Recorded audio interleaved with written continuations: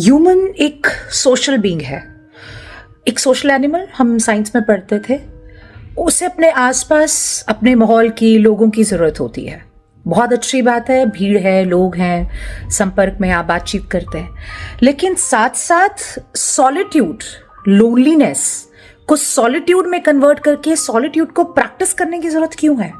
ये अकेले रहने के अभ्यास के बारे में मैं जो बार बार बात करती हूं, इतना फोकस देके अकेले रहने की आदत को एक प्रैक्टिस की तरह दिन के थोड़े थोड़े पार्ट में, फिर हफ्तों में कन्वर्ट करना, दिनों में कन्वर्ट करना जरूरी क्यों है?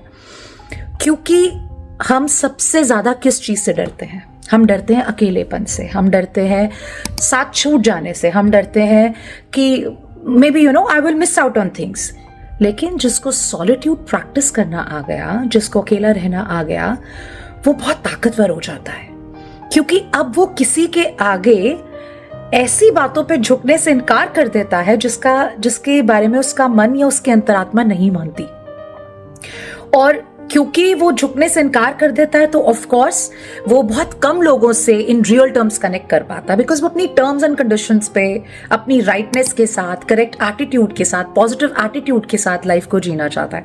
बेशक वो फिट इन ना होता हो लोगों की कैटेगरी में, लेकिन वो अपने अंदर वो जो कॉन्फिडेंस फील करता है, अपने अंदर जो फिट इन हो गया है, उसके लिहाज से वो अकेले भी रहना सीख लेता है। इसलिए वो लोगों की गलत शर्तों के आगे झुकना मना कर देता है, उससे इनकार कर देता है।